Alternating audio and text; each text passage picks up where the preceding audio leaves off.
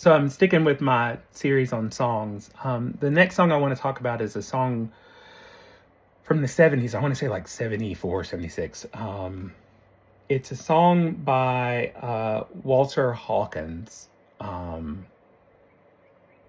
There's going to be another Walter Hawkins song. Kind of a theme of a lot of Walter Hawkins, a lot of James Cleveland, a lot of Anthony Brown,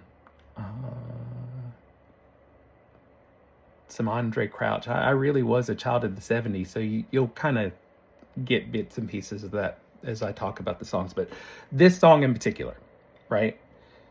Be Grateful. So I'm going to just read the lyrics. There's a lot, but it kind of explains why it's a song that settles me, okay? God has not promised me sunshine. That's not the way it's going to be. But a little rain mixed with God's sunshine, a little pain, makes me appreciate the good times. Be grateful. Be grateful. God desires to feel your longing, every pain that you feel. He feels them just like you, but he can't afford to let you feel only good. Then you can appreciate the good times because you went through the bad times. Be grateful. Because there's someone else who's worse off than you. Be grateful.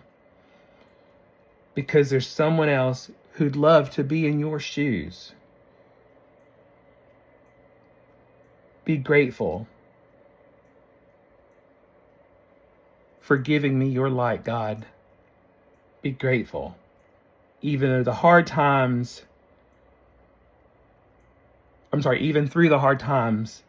the good times too. Be grateful. God said in his word that he lived and died. He wants us to be grateful.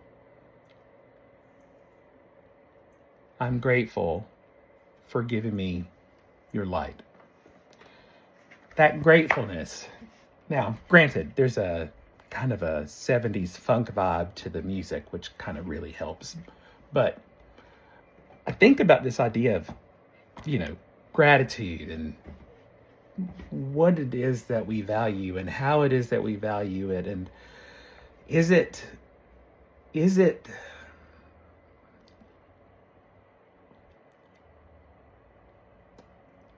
deep and meaningful, or is it shallow and transactional?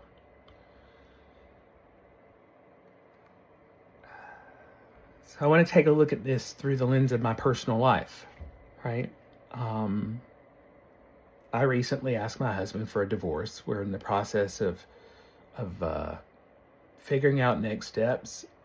We're living separately in the house and looking to put the house on the market, looking to move on in separate directions.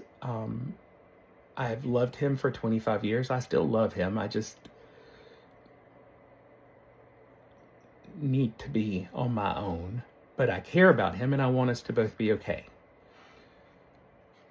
So I had to make sure that I wasn't being selfish in what it was that I was asking, if that makes sense. And if you know me, it makes sense, but maybe you're not that kind of person and maybe it doesn't make sense. I don't know. But for me, I have to make sure everyone is covered. I'm definitely probably the one who, even though I know I'm supposed to put my mask on first, I'd probably be the one that passed out because of lack of oxygen, trying to help everybody and their grandma get their mask on. That's how I'm wired. I understand that.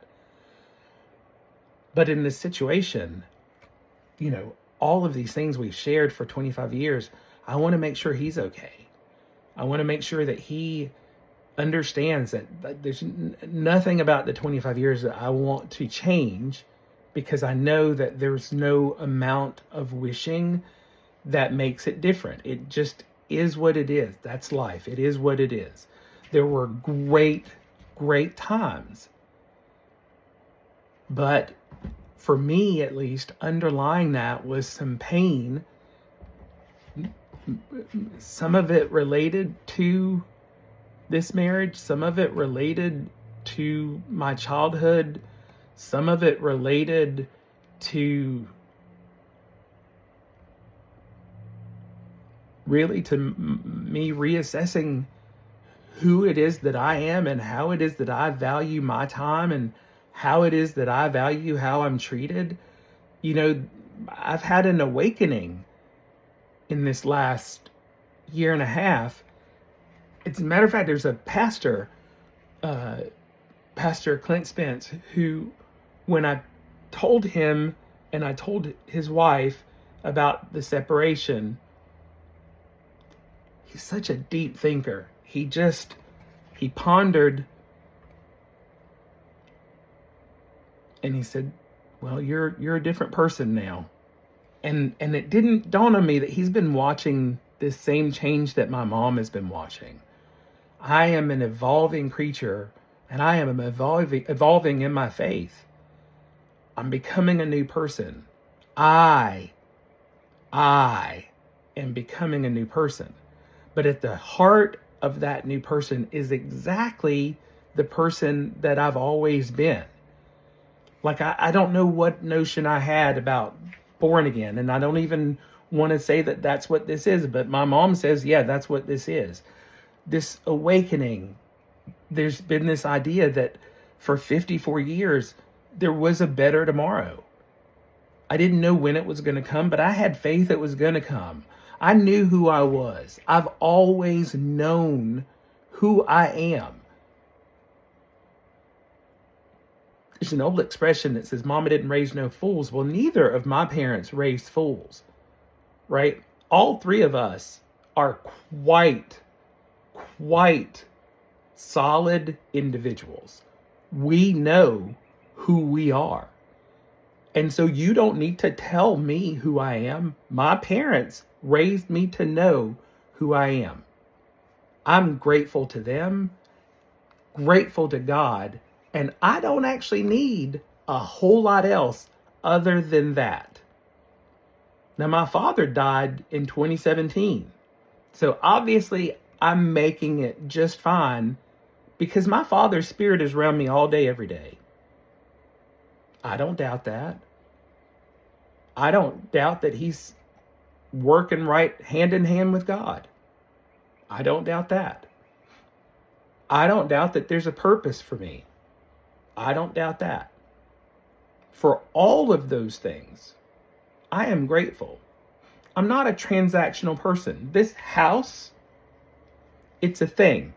It really doesn't matter what roof I have over my head. As long as I have a place that I can put over my head, a bed that I can lay my head on, clothes I can put on my back, and money in the bank to pay my bills. I don't need stuff. I bought a new truck, right? Because I hope at 54, about to turn 55, if I take really good care of that, I hope to not have to get another vehicle until I'm turning 70, God willing, if I see 70.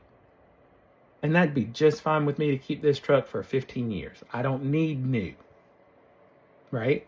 If I get to travel, I hope I get to travel and see friends. That I would be grateful for, right? I don't need to go around the world. I've done that and I'm grateful, but there's a purpose for me now.